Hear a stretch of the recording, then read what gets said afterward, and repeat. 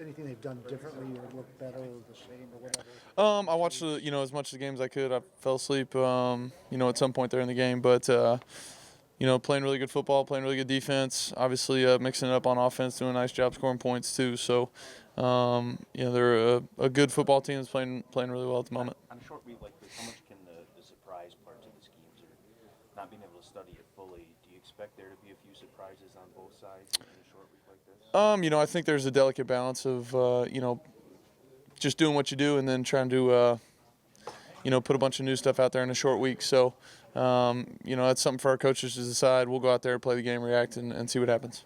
You might have to adjust to play without Kerryon Johnson.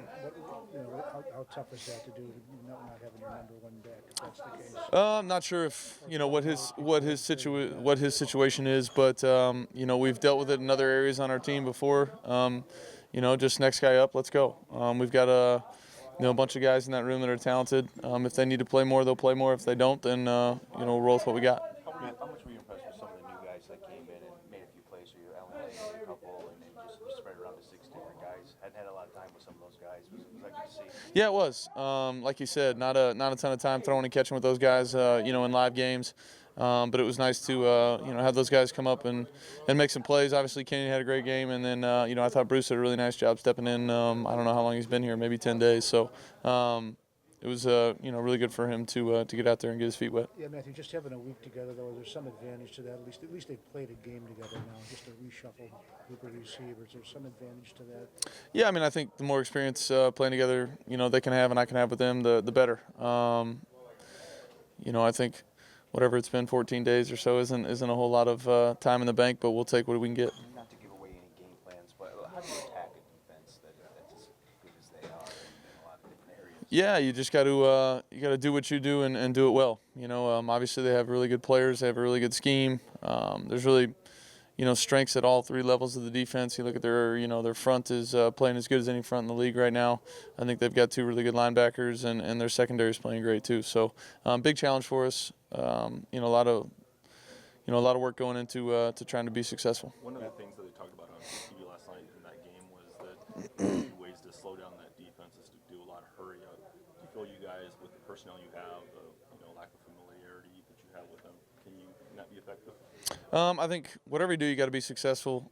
Slow it down, hurry it up. It's a defense that's got good players, man. They're going to play good against, most looks. So we'll just do whatever we try to do and try to do it as good as we can. Matthew, you mentioned next man up for Kerryon Johnson's situation, but how impressed are you when guys actually do step up as the next guy? You've seen it here before in other positions. Yeah, other guys on our team have been out at certain points in the year. Obviously, Slay was out at a certain point. He's a big part of our defense.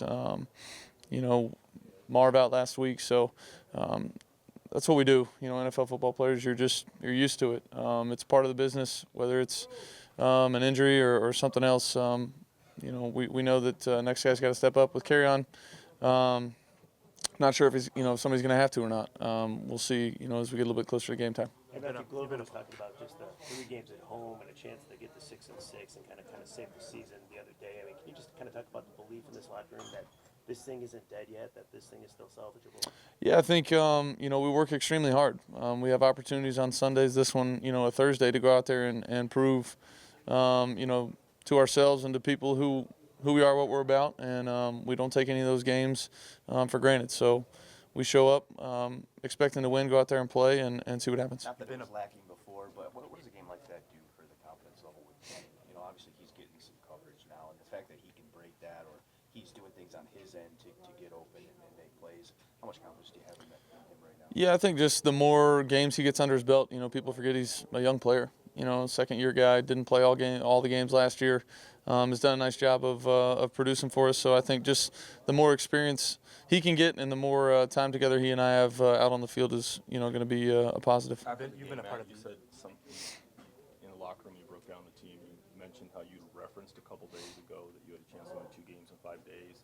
Did something give you special confidence about beating the Panthers, or is that something you usually say? I'm confident every time we step on the field. You know what I mean? I don't care who we're playing. I don't care what happened the week before.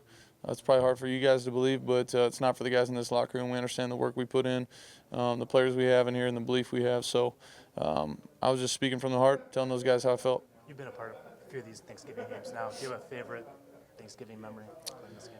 I don't know, man. I've been a part of some fun ones. Been a part of some not so fun ones. So I would imagine all the ones we won are my favorites. Philly was fun a couple years ago. I don't remember what year that was, but Calvin had a big one, and that was a fun one. Do you have a personal tradition after playing this game with your family? Just eat a ton of food, like everybody else. Eat a bunch of food, relax a little bit. It's kind of a nice little, couple days off there for us. What do you like about playing in this Thanksgiving Day game? The atmosphere, the fans, everything. Yeah, it's awesome. I just, I grew up watching it as a Cowboys fan. Been a part of it now for 10 years here. It's cool that, the city and the fans and really our team, we embrace this game. We love it. We love playing it every year. So just a great tradition to be a part of, and obviously a lot of fun when you win it. Matt, how much extra work gets placed upon you as the quarterback, dealing with new receivers, having a guy from the practice squad come up like Andy Jones, who just hasn't been here in a long time? How much film room extra, how much physical, practice, et cetera? Yeah, I'm just trying to constantly talk to those guys, throw with those guys, do whatever we can. Still conscious of not overworking them. They got to go out there and run around on Sundays too. So just trying to make sure that we're on the same page. It's not going to be perfect like it wasn't on Sunday. There were a couple times that we were on some different pages, but just talking through those things. That's all you can do. They're trying to learn, the way I see the game, and I'm trying to learn the way they see the game as quickly as possible. Weren't there some times there when you had to get them lined up right to break in the huddle what side they were on? Because maybe they weren't quite sure where they were. Yeah, a little bit of that. Yeah, a little bit of that. Yeah, I'm obviously a extension of the coaching staff out there on the field as much as I can be, and those guys, honestly, for the most part, did a really nice job. Sure. That's pretty incredible what Bruce was able to do, come in and play as much as he did, and be as successful as he was. Matt, there's been a lot of things said over the last 10 weeks. I know you don't care about any of that stuff, but can you assess your play through 10 weeks this season? That's a loaded question. I'd rather not. I'd rather wait till the end of the year. You can ask me that question then. How confident are you that you guys can approximate the production that Carrion's giving you just out of the collection of running backs that you have? He's been so much more productive than some of the other guys that you have this year. So how do you go about replacing him like that? I'm not sure if we're going to need to be honest with you, but if we do, you just got to have a bunch of guys step up. Everybody's got to play a little bit better and take some of that responsibility on themselves. Hey, Matt, just looking back, were you playing the year when they called a guy named Kevin Smith, signed him off the couch, he ran for 140 on Sunday? Do you remember that at all? Yeah, was it against the Panthers? I think it might have been against the Panthers back then. Yeah, I was here. Why'd you wait? Yeah, right. It's happened before. It'd be a lot to ask for if we had to do it anyways, but it'd be a lot to ask in a day. So.